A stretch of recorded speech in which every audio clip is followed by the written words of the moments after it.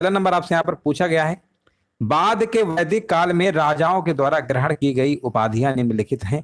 निम्नलिखित में से विषम का चयन कीजिए। देखिए, निम्नलिखित में से विषम को चयन करना है, आपको बताना है। बाद के वैदिक काल में राजाओं के द्वारा ग्रहण की गई उपाधियां निम्नलिखित हैं, इनमें से बताइए विषम। विषम का मतलब आठ, जो इनमें से वो आपको चयन करना है। देखिए, बाद के वैदिक काल में अगर हम बात करते हैं, राजाओं के विभिन्न क्षेत्रों में अलग अलग नामों से उन्हें जाना जाता था। पूर्वी राजाओं को सम्राट कहा जाता था, उत्तरी राजाओं को विराट कहा जाता था, पश्चिमी राजाओं को यहाँ पर स्वरत कहा जाता था, और दक्षिणी राजाओं को भोज कहा जाता था। इस तरीके से कहा जाता था, ठीक है। तो यहाँ पर जो राजाओं ने जो आपकी उपाधियां हैं, अगर हम बात करते हैं, तो यहाँ पर जो आपका पहला लिखा है ना, 10 राग, ये वाला आपका है ना। बाकी अगर हम बात करते हैं यहाँ पर, एक रथ है आपका, या फिर आपका आहिल भुवनपति है आपका, है ना। तो ये जो आपकी सब है ना, ये कहीं ना कहीं है, लेकिन ये आपका नहीं। तो आंसर आपको लगाना पड़ेगा यहाँ पर विकल्प नंबर आपका ए नंबर वाला, यहाँ पर क्या है, बिल्कुल करेक्ट आंसर आपका यहाँ पर हो जाएगा, 10 राग। चलिए आगे बढ़ते हैं। 10 राग जो है सबसे इसमें विषम हो जाएगा, बाकी सब आपके हैं। चलिए आगे बढ़ते हैं। यहाँ पर बताइए, भगवान महावीर की माता कौन थी। यहाँ पर देखिए, क्वेश्चन नंबर आपको जवाब देना है।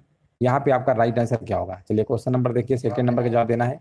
यहाँ पे राइट आंसर क्या होगा, और राइट आंसर देखिए हमारे बीच आ चुका है, और बताया जा रहा है बिल्कुल सही जवाब है। यहाँ पर बता रहे हैं ऑप्शन नंबर जाएगा विकल्प नंबर बी के साथ। त्रिशला नाम था, क्या नाम था, भगवान महावीर की माता का नाम त्रिशला था। ऑप्शन जाएगा बी के साथ। अगला प्रश्न बताइए, दास वंश के किस सम्राट ने, है ना, यहाँ पर आपको बताना है, जिले आ इलाही की उपाधि प्राप्त की थी। बताइए यहाँ पर जवाब क्या होगा। दास वंश के किस सम्राट ने जिले आ इलाही की उपाधि प्राप्त की थी, यहाँ पर आपको बताना है जवाब क्या होगा। क्वेश्चन नंबर 3 नंबर, तो ये आपका नाम क्या है उनका, बताइए। दास वंश के सम्राट ने, तो उनका नाम है आपका गयासुद्दीन बलबन है। ऑप्शन जाएगा विकल्प नंबर सी के साथ। याद रखिए, गयासुद्दीन बलबन दिल्ली सल्तनत में, है ना, दिल्ली सल्तनत में आपका यहाँ पर, हाँ बिल्कुल सही है। इनका जो आपका शासन था आपका गयासुद्दीन बलबन का, 1265 से लेकर आपका था 1287 तक था। 1265 से लेकर 1287 तक था। चलो आगे बढ़ते हैं, और यहाँ पर देखिए जवाब देना है, ब्रिटिश भारत की ग्रीष्मकालीन राजधानी क्या थी। बताइए, ब्रिटिश भारत की जो ग्रीष्मकालीन राजधानी थी उसका आपको नाम बताना है। तो उसकी राजधानी आपकी शिमला हुआ करती थी, शिमला। आंसर लगाइए विकल्प नंबर बी। चलिए आगे बढ़ते हैं। यहाँ पर देखिए आपको बताना है, 1916 में कांग्रेस और मुस्लिम लीग का अधिवेशन किस शहर में एक साथ आयोजित किया गया था। 1916 में कांग्रेस और मुस्लिम लीग का जो अधिवेशन है आपका, किस शहर में एक साथ आयोजित किया गया था। प्रश्न ने बहुत बार कराया है। यह आपका था लखनऊ में, है ना। कहाँ पे, लखनऊ में किया गया था। बिल्कुल करेक्ट आंसर है आपका 1916 में। और इसकी जो अध्यक्षता है इस अधिवेशन की, अंबिका चरण मजूमदार ने किया था। ये सम्मेलन जो आपका था कांग्रेस की समझौता था, ये भी आपको याद रखना है। अगला प्रश्न बताइए। हाँ बिल्कुल करेक्ट आंसर था। अगला प्रश्न बताइए। बताइए, स्वदेशी आंदोलन का जो गीत बन गया था, डैश डैश, बताइए कौन सा स्वदेशी आंदोलन का गीत बन गया था। तो 6 नंबर का जवाब यहाँ पे आपको हो जाएगा वंदे मातरम। वंदे मातरम को जो नारा सबसे पहले स्वदेशी आंदोलन के दौरान अपनाया गया था, जो बंगाल विभाजन के विरोध में भड़क उठा था। याद रखिएगा, आंसर आपका यहाँ पर होगा, बिल्कुल सही जवाब है। अगर हम बात करते हैं, ये जो पहली बार है यहाँ पर, ये जो है क्या नाम है उनका, बंकिम चंद्र चटर्जी के द्वारा लिखा गया है वंदे मातरम। बिल्कुल करेक्ट आंसर आपका यहाँ पर हो जाएगा। राष्ट्रगान की बात करते हैं, जनगण मन आपका है ना, वो आपका रविन्द्रनाथ टैगोर जी द्वारा लिखा गया था। ये भी आपको याद रखना है। अगला प्रश्न बताइए। सारे जहां से अच्छा मोहम्मद इकबाल के द्वारा लिखा गया था। ये भी आपको याद रखना है। अगला प्रश्न बताइए। असहयोग आंदोलन में भारतीयों के द्वारा निम्नलिखित में से कौन सा कार्य नहीं अपनाया गया था। कौन सा कार्य नहीं अपनाया गया था। पहला विकल्प है सिविल सेवाओं का बहिष्कार, ये तो किया गया था। अंग्रेजी आविष्कारों का बहिष्कार, है ना। देखिए, अंग्रेजी आविष्कारों का बहिष्कार नहीं अपनाया था, बाकी सब थे आपके न्यायालयों का बहिष्कार, सरकार के द्वारा प्रदान की जाने वाली उपाधियों का समर्पण, ये सब था आपका। तो विकल्प आपको यहाँ लगाना पड़ेगा ऑप्शन नंबर दूसरा, यानी अंग्रेजी बहिष्कारों का, आविष्कारों का जो बहिष्कार है ये आपका नहीं अपनाया गया था, बाकी सब आपके अपनाए गए थे। नहीं वाला पूछा है तो ऑप्शन आपको बी नंबर लगाना होगा। चलिए अगला प्रश्न बताइए। और यहाँ पर बताइए, निम्नलिखित में से कौन सा अक्षांश अधिकतम भारतीय राज्यों से होकर गुजरता है। कौन सा अक्षांश जो है बताना है आपको। जवाब यहाँ पर क्या होगा, अधिकतम भारतीय राज्यों से होकर गुजरता है। तो यहाँ पर जो आपका आंसर है ना, यहाँ पर बताइए क्या होगा। देखिए यहाँ पर 24 डिग्री जो आपका उत्तरी अक्षांश है ना, 24 डिग्री जो उत्तरी अक्षांश है, याद रखिएगा ये आपके 10 राज्यों से होकर गुजरता है। 10 राज्यों में आपके गुजरात है, राजस्थान है, मध्य प्रदेश है, उत्तर प्रदेश है, छत्तीसगढ़ है, झारखंड है, पश्चिम बंगाल है, त्रिपुरा है, मणिपुर है और मिजोरम है। इससे कम की अगर हम बात करते हैं, जो 26 डिग्री लिखा हुआ है इसमें आपके टोटल है 7। कितने कितने आपके राज्यों से गुजरता है ये? 7। इसमें राजस्थान, मध्य प्रदेश, उत्तर प्रदेश, बिहार, पश्चिम बंगाल, असम और नागालैंड आते हैं। और सबसे कम की अगर हम बात कर रहे हैं तो ये आपका क्या कहते हैं, ये आपका है 20 डिग्री वाला है। इसमें आपके सिर्फ 3 ही राज्य हैं, महाराष्ट्र, छत्तीसगढ़, उड़ीसा से होकर गुजरती है। और 22 डिग्री की बात करते हैं, इसमें भी आपके 5 हैं, 5 राज्य हैं, ये आप गुजरती है। पूछा गया सबसे ज्यादा, तो आंसर लगाइए 24 डिग्री उत्तरी अक्षांश। सर्दियों के दौरान भूमि के आसमान तापन से उत्तरी पश्चिमी क्षेत्रों में ठंडी हवाएं उत्पन्न होती हैं या तमिलनाडु, आंध्र प्रदेश के कुछ हिस्सों में वर्षा भी लाती हैं। इन्हें क्या कहा जाता है आपको बताना है। इन्हें क्या कहा जाता है, 9 नंबर का आपको जवाब देना है। तो इन्हें जो कहा जाता है ना, इन्हें कहा जाता है मानसून का निवर्तन कहा जाता है। मानसून का निवर्तन कहा जाता है, याद रखिएगा। विकल्प आपका जाएगा यहाँ पर सी नंबर के साथ। अगला प्रश्न है, यहाँ पर पूछा गया तिब्बत में किस नदी को सिंगी खंभन शेर का मुहाना कहा जाता है? तिब्बत में किस नदी को सिंगी खंभन शेर का मुहाना कहा जाता है? और यहाँ पर बताया जा रहा है सिंधु कहा जाता है। बिल्कुल सही है, सिंधु कहा जाता है, बिल्कुल सही है। सिंधु यहाँ पे क्या होगा, बिल्कुल करेक्ट आंसर आपके यहाँ पर हो जाएगा। चलिए आगे बढ़ते हैं, नेक्स्ट प्रश्न बताइए। यहाँ पर देखिए आपको बताना, निम्नलिखित में से कौन सा राज्य भारत में बॉक्साइट का प्रमुख उत्पादक है? कौन सा राज्य भारत में बॉक्साइट का प्रमुख उत्पादक है, आपको बताना है। तो बॉक्साइट का प्रमुख उत्पादक कौन सा है? यहाँ पे आपका उड़ीसा हो जाएगा। विकल्प नंबर डी आपका सही है। भारतीय संविधान का कौन सा अनुच्छेद धन विधेयक को परिभाषित करता है? कौन सा अनुच्छेद है आपका धन विधेयक को परिभाषित करता है? तो आप कहेंगे धन विधेयक को भारत के संविधान के अनुच्छेद 110 में परिभाषित किया गया है। आर्टिकल नंबर आपका यहाँ पर 110 नंबर क्या होगा? बिल्कुल करेक्ट आंसर आपके यहाँ पर हो जाएगा। हाँ बिल्कुल सही है। देखिए धन विधेयक को केवल एक मंत्री के द्वारा ही पेश किया जा सकता है, यह भी आपको याद रखना है।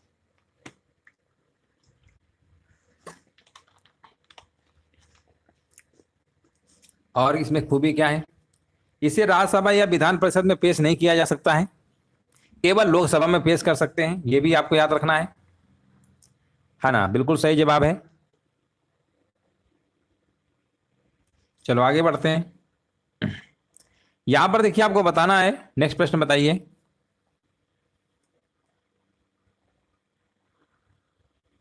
भारतीय समाजवाद किस प्रकार का समाजवाद है? भारतीय जो है आपका ये समाजवाद किस प्रकार का समाजवाद है? तो ये आपका है लोकतांत्रिक है। कैसा? लोकतांत्रिक समाजवाद है। ऑप्शन नंबर सी सही होगा। महिलाओं के लिए आरक्षित सीटें प्रदान की गई हैं। महिलाओं के लिए आरक्षित सीटें प्रदान की गई हैं, कहां पर की गई हैं? अगर आप कहेंगे लोकसभा में भी, विधानसभा में, सभी जगह है, तो ऑप्शन नंबर आपको लगाना होगा यहाँ पर डी नंबर वाला। जिनका भी डी नंबर आ रहा है बिल्कुल सही जवाब दे रहे हैं। अगला प्रश्न बताइए। नगर पालिका और पंचायत चुनाव किसके द्वारा आयोजित किए जाते हैं? हमने यहाँ पर पूछा है 15 नंबर में, नगर पालिका और पंचायत चुनाव किसके द्वारा आयोजित किए जाते हैं? तो आप कहेंगे नगर पालिका या पंचायत, ये हर ग्राम पंचायत होता है एक तरीके से, हर गांव में होता है। और जब स्टेट से संबंधित होगा तो यहाँ पर लगाना पड़ेगा आपको राज्य, है ना, राज्य चुनाव आयोग लगाना होगा। ऑप्शन नंबर सी होगा। चलिए आगे बढ़ते हैं। जब संपत्ति के अधिकार को मौलिक अधिकारों के रूप में समाप्त कर दिया गया था तब प्रधानमंत्री कौन थे? जैसा कि आप जानते हैं संपत्ति का अधिकार जो आपका था, ये आपका आर्टिकल नंबर कौन सा था आपका? ये संविधान संशोधन आपका हुआ था ना, 44वां संविधान संशोधन। 44वां संविधान संशोधन 1978 में क्या हुआ था? संपत्ति का अधिकार को मूल अधिकार से हटा दिया गया था। और उस समय बताना है आपको यहाँ पर। और ये भारतीय संविधान के 300 का के तहत कानूनी अधिकार के रूप में स्थापित कर दिया गया। संविधान के अनुच्छेद 300 का में जोड़ा गया, ये भी आपको याद रखना है। और अगर हम बात करते हैं भारतीय, अच्छा एक प्रश्न बताइए कि संपत्ति का अधिकार का जो वर्णन था, पहले आपके मूल अधिकार आप पढ़ते ही हैं 12 से 35, तो उसमें कौन से अनुच्छेद में आपके संपत्ति का अधिकार पहले हुआ करता था? आपको बताना है कमेंट सेक्शन में, है ना। जैसे आप समता का अधिकार पढ़ते हैं 14 से 18, स्वतंत्रता का अधिकार, इसी प्रकार इसमें कौन सा था? संवैधानिक उपचारों का अधिकार कहते हैं आप, आर्टिकल नंबर 32 है। तो आपको ये बताना कि उस समय जब संपत्ति का अधिकार था तो कौन सा अनुच्छेद के अंतर्गत था, आर्टिकल नंबर कौन सा था, ये आपको कमेंट सेक्शन में बताना है। उस समय अनुच्छेद नंबर कौन सा था, है ना। बाद में इसको हटा दिया गया 44वां संविधान संशोधन के द्वारा। तो याद रखिएगा ये 31वां जो अनुच्छेद आपका था ना, आर्टिकल 31 जो आपका था, उसी में आपका यह संपत्ति का अधिकार पहले आपका हुआ करता था। अब तो है नहीं मूल अधिकार में, संवैधानिक उपचारों का 32 उसमें कहाँ से आ जाएगा। चलो आगे बढ़ते हैं। अच्छा पूछा क्या गया था, प्रधानमंत्री बताओ। प्रधानमंत्री उसमें मोरारजी देसाई थे। कौन थे? मोरारजी देसाई थे, याद रखिएगा। चलो आगे बढ़ते हैं। हाँ, समता या समानता का अधिकार 14 से 18, स्वतंत्रता का अधिकार 19 से 22, ये सब आपने पढ़ा होगा। धर्म की स्वतंत्रता का अधिकार 25 से 28 है ना। संवैधानिक उपचार आपका था आर्टिकल 32। चलो आगे बढ़ते हैं। यहाँ पर बताइए किस देश की प्रति व्यक्ति आय प्राप्त होती है। किसी देश की, है ना, यहाँ पर बताइए किसी देश की प्रति व्यक्ति आय प्राप्त होती है, जनसंख्या से प्राप्त होती है या राष्ट्रीय आय है, ये दोनों से। तो दोनों से होती है, याद रखिएगा। ऑप्शन नंबर आपको सी नंबर लगाना है।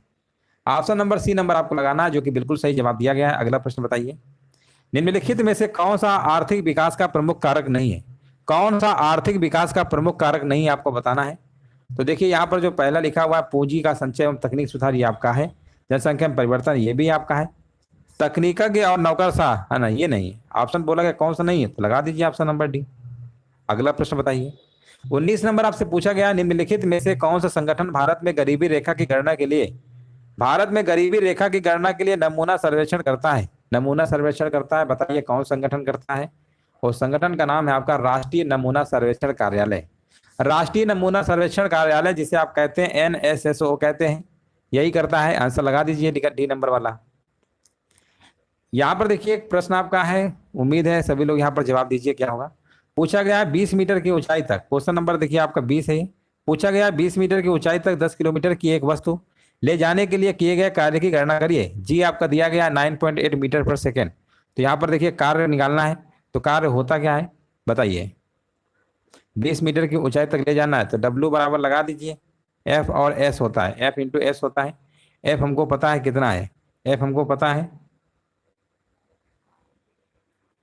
हाँ F निकाल लीजिए। F कैसे निकालेंगे, पहले F को निकालना पड़ेगा। F बराबर mg होता है ना। G हमको पता है, G कितना है 9.8। G की वैल्यू हमारी कितनी है 9.8 है ना। यहाँ पर लिखा है ऊंचाई तक, तो G की वैल्यू 9.8 हो जाएगा।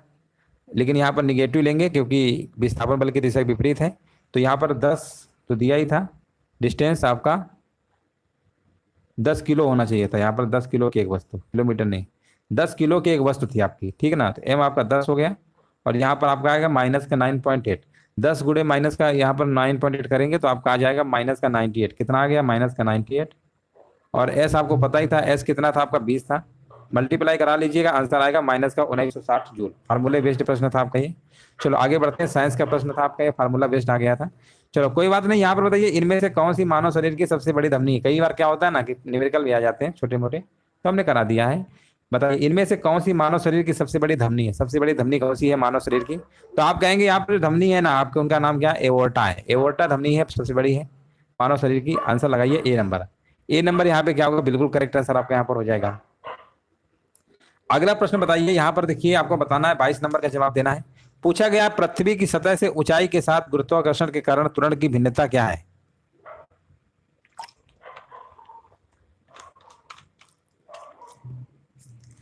पृथ्वी की सतह से ऊंचाई के साथ गुरुत्वाकर्षण के कारण त्वरण की भिन्नता क्या है, आपको बताना है भिन्नता क्या है।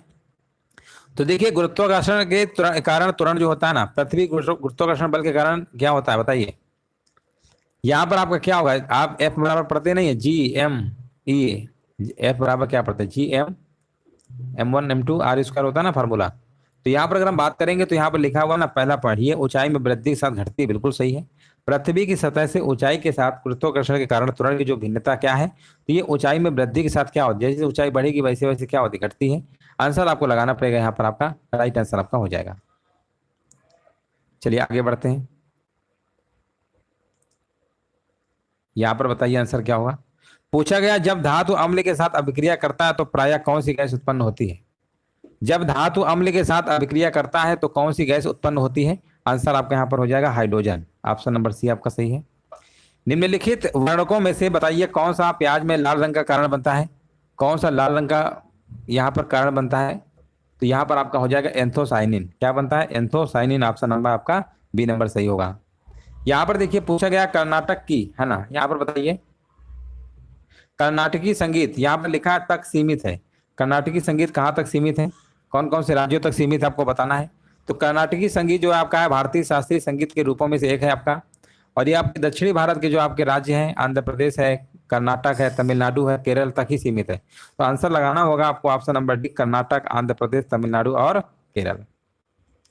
यहाँ पर देखिए आपको बताना है डैश डैश पूछा गया है कि हिंदू देवता जो है भगवान शिव के सम्मान में महाशिवरात्रि मनाई जाती है, कि हिंदू महीने में हिंदू देवता भगवान शिव के सम्मान में महाशिवरात्रि मनाई जाती है? तो यहाँ पर आपका होगा फाल्गुन, ऑप्शन आपको लगाना होगा फाल्गुन वाला। ऑस्कर पुरस्कारों की जो शुरुआत ये कब आपकी हुई थी? देखिए ऑस्कर अवार्ड जो है ये कब स्थापित किया गया था?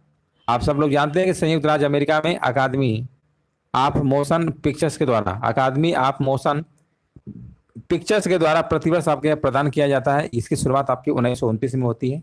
1929 वाला ऑप्शन लगा दीजिए, बी नंबर वाला आपका सही होगा। चलिए आगे बढ़ते हैं।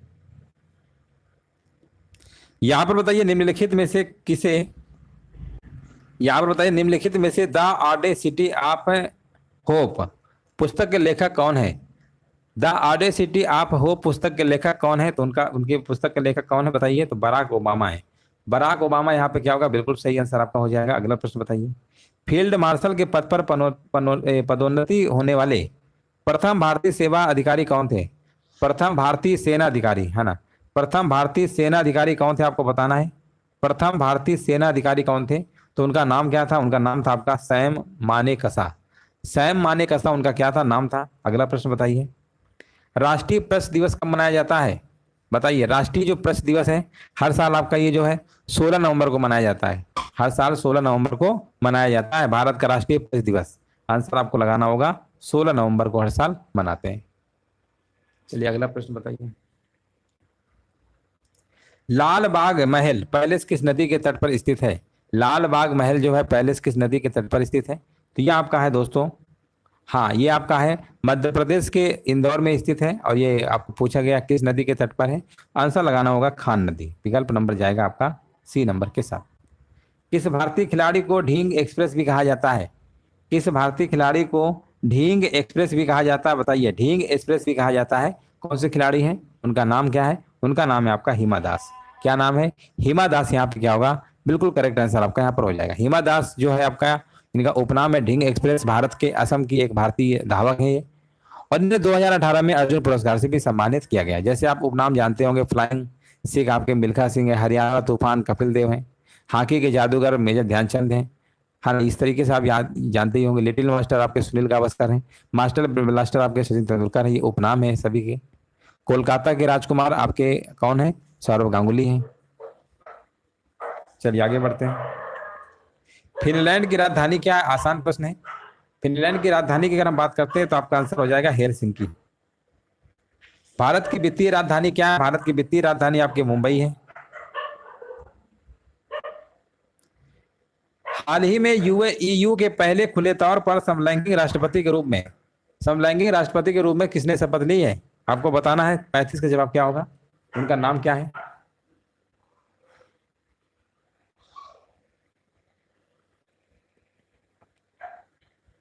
और यहाँ पर बताया जा रहा है ऑप्शन नंबर बी, एडगर्स रिकेंगविक्स। आगे बढ़ते हैं। यहाँ पर डैश डैश से लिखा है से खादी, है ना।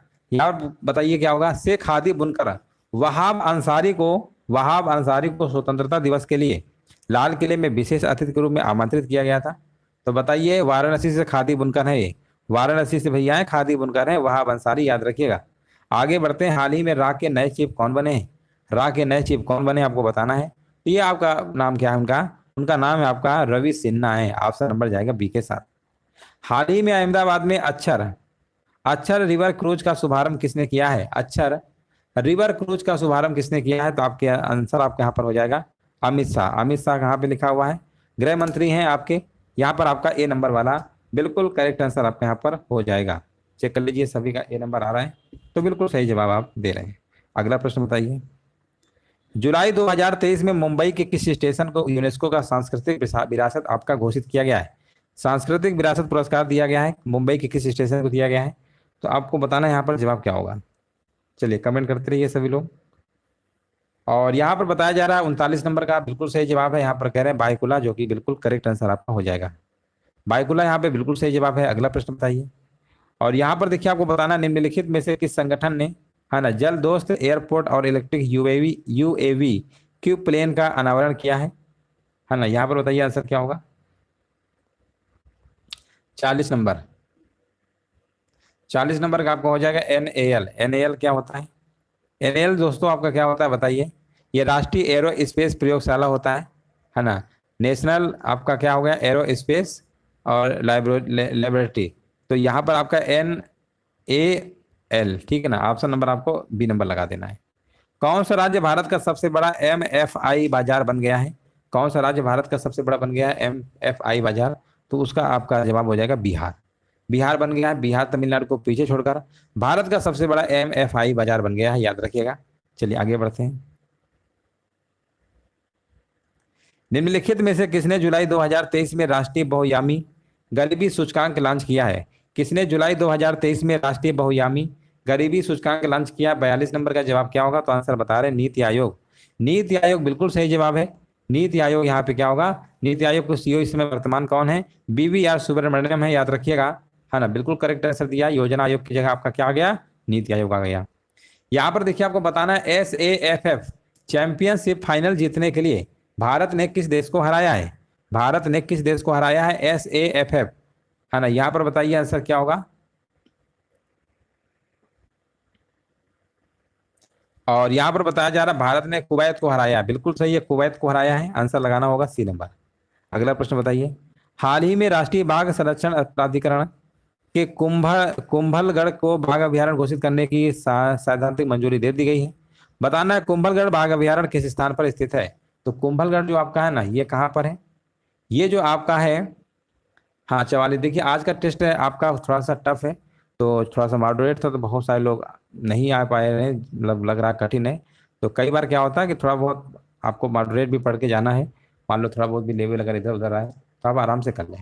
हमेशा आपको आसान आसान पढ़ाएंगे तो फिर आपके नंबर अच्छे नहीं आ पाएंगे, इसलिए मजबूरी है हमको हर तरीके के प्रश्नों को यहाँ पर कराना पड़ता है। दिए गए शब्दों में देखिए यहाँ पर संधि विच्छेद बताइए। 45 नंबर का जवाब यहाँ पर क्या होगा? और 45 नंबर का देखिए संधि विच्छेद यहाँ पर हमारे बीच आ चुका है। पूछा गया है यहाँ पर मनोनुकूल का क्या होगा? तो मना प्लस अनुकूल होगा। मना प्लस अनुकूल होगा, आंसर जाएगा C नंबर के साथ। चलिए आगे बढ़ते हैं। अनुकूल का विलोम क्या होगा? तो अनुकूल का विलोम क्या होगा आपको बताना है। चलिए अनुकूल का देखिए यहाँ पर विलोम बताइए क्या होगा, है ना। चलिए 45 नंबर में देखिए आपको जवाब देना है। अनुकूल का विलोम क्या होगा? अनुकूल का विलोम यहाँ पर बताया जा रहा है मनोनुकूल का है। मनोनुकूल का ये तो हो चुका था। अनुकूल का विलोम बताइए। अनुकूल का होता है प्रतिकूल। क्या होगा? प्रतिकूल आपका हो जाएगा। अगला प्रश्न बताइए। कायरता का पर्यायवाची इनमें से कौन सा है? तो कायरता का जो पर्यायवाची है आपका, ये आपका हो जाएगा भीरुता। क्या हो जाएगा? भीरुता। कायरता, डर, भय, भयशीलता, ये सब आपकी है। भीरुता आपका होता है पर्याय यानी पर्यायवाची। आशुतोष शब्द के लिए उपयुक्त वाक्यांश क्या होगा? वाक्यांश बताना है आपको आशुतोष शब्द के लिए। तो यहाँ पर आंसर हो जाएगा जो शीघ्र प्रसन्न होने वाला। जो शीघ्र प्रसन्न हो जाता है ना, उसके लिए हम आशुतोष शब्द यूज करते हैं, याद रखिएगा। चलिए आगे बढ़ते हैं। डिबिया में कागज भरा है उसे निकाल। डिबिया में कागज भरा है उसे निकाल दोगी, इसमें स्त्रीलिंग शब्द कौन सा है? इसमें स्त्रीलिंग शब्द बताना। तो डिबिया क्या है? डिबिया आपका स्त्रीलिंग शब्द होता है, यही लगा दीजिए। निम्नलिखित में से कौन सा राष्ट्रीय अनुसूचित जाति आयोग के अध्यक्ष हैं? राष्ट्रीय अनुसूचित जाति आयोग के अध्यक्ष कौन है आपको बताना है। 50 नंबर का जवाब क्या होगा? और 50 नंबर के यहाँ पर बताइए आंसर क्या होगा। चलिए यहाँ पर देखिए कमेंट करते रहिए सभी लोग, है ना। यहाँ पर बताइए राइट आंसर क्या होगा। चलिए यहाँ पर देखिए कमेंट करिए सभी लोग, यहाँ पर जवाब क्या होगा। कौन राष्ट्रीय अनुसूचित जाति आयोग के अध्यक्ष हैं, है ना। कौन है आपको बताना है। विजय सांपला।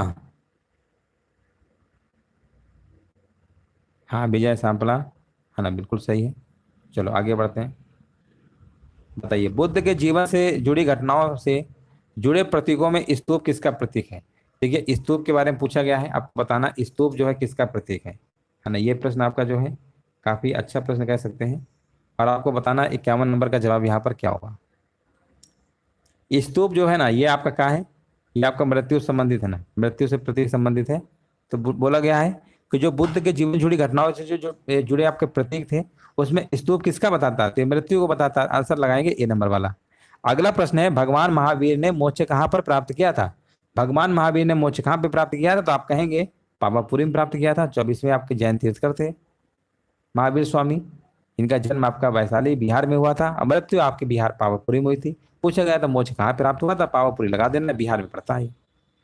प्रथम बौद्ध परिषद यहाँ पर बोला गया है डैश डैश द्वारा संरक्षण दिया गया था। प्रथम बौद्ध परिषद को किसके द्वारा संरक्षण दिया गया था, किसके समय हुई थी? तो आप कहेंगे प्रथम बौद्ध परिषद की बात हो रही है, तो अजातशत्रु लगाना होगा। ऑप्शन नंबर सी नंबर आपका सही हो जाएगा। चलिए अगला प्रश्न बताइए। और यहाँ पर बताइए गौतम बुद्ध की शिक्षाओं का संकलन यहाँ पर बताइए किस बौद्ध ग्रंथ में किया गया है? किस बौद्ध ग्रंथ में किया गया है आपको बताइए। शिक्षाओं का जो संकलन है किस बौद्ध ग्रंथ में किया गया है? 54 नंबर। और यहाँ पर आंसर आपका हो जाएगा सुत्त पिटक में किया गया। बहुत बढ़िया, बिल्कुल सही जवाब है, सुत्त पिटक में किया गया है। जिनका भी जवाब आ रहा है बिल्कुल राइट आंसर दे रहे हैं। नेक्स्ट प्रश्न बताइए। निम्नलिखित में से कौन सा प्रतीक बुद्ध के महाविनिष्क्रमण यानी महान त्याग, है ना, त्याग इसमें को दर्शाता है? बताइए कौन सा प्रतीक चिन्ह है जो यहाँ पर महा त्याग यानी महाविनिष्क्रमण को दर्शाता है? तो आप कहेंगे ये आपका है घोड़ा। क्या है प्रतीक? घोड़ा है। 55 का जवाब होगा आपका बी नंबर। अगला प्रश्न बताइए। जिस जैन ग्रंथ में तीर्थकरों के जीवन चरित्र हैं उसका नाम क्या है? जिस जैन ग्रंथ में तीर्थकरों के जीवन चरित्र हैं उसका नाम क्या है? उसका नाम याद रखिएगा, उसका नाम है आपका कल्पसूत्र में। कल्पसूत्र यहाँ पे क्या है? बिल्कुल करेक्ट आंसर आपका यहाँ पर हो जाएगा। इनमें से कौन सा धर्म आपका अष्टांगिक मार्ग से संबंधित है? बताइए कौन सा धर्म आपका अष्टांगिक मार्ग से संबंधित है? तो आप कहेंगे अष्टांगिक मार्ग पूछा गया है, तो यहाँ पर आंसर लगाना होगा। ऑप्शन नंबर यहाँ पर क्या होगा बताइए। हाँ बिल्कुल सही है, बौद्ध धर्म बताया जा रहा है, बिल्कुल सही है। ऑप्शन नंबर आपको बी नंबर लगा देना है। यहाँ पर बताइए सुत्त पिटक और विनय पिटक का संकलन किस बौद्ध संगीत के अंतर्गत किया गया था? सुत्त पिटक और विनय पिटक का संकलन किस बौद्ध संगीत के अंतर्गत किया गया था? 58 का जवाब आपका हो जाएगा। पहला ही विकल्प है आपका प्रथम बौद्ध संगीत के अंतर्गत आपका किया गया था। अगला प्रश्न है। जैन तीर्थकर पार्श्वनाथ जो है आपके 23वें थे, आपके तीर्थकर थे, इन बताना किस स्थान से संबंधित थे? हाँ ना, इनका बताइए किस स्थान से संबंधित थे, इनका जन्म कहाँ हुआ था, कहाँ से थे? तो इनका संबंध था आपका वाराणसी से था। आंसर लगाना होगा आपका ए नंबर। यहाँ पे क्या होगा? बिल्कुल करेक्ट आंसर आपका यहाँ पर हो जाएगा। तो चलिए इस तरीके से जो आपके मॉडल पेपर था कंप्लीट हो चुका है। और यहाँ पर आज का जो टेस्ट है थोड़ा मॉडरेट कह सकते हैं। बहुत सारे लोगों को लग रहा होगा कि सर क्वेश्चन थोड़ा अजीब है, लेकिन ऐसे एग्जाम में कभी कभी आ जाते हैं। और जितने भी प्रश्न में लिया कहीं ना कहीं एग्जाम में पूछे हुए थे, सिलेबस के अकॉर्डिंग हमने आपका यहाँ पर लिया था। चलिए हमारे बीच काफी लोग आंसर दे रहे थे, काफी लोग नहीं दे रहे थे, कोई बात नहीं, लेकिन कोशिश किया करिए सभी लोग।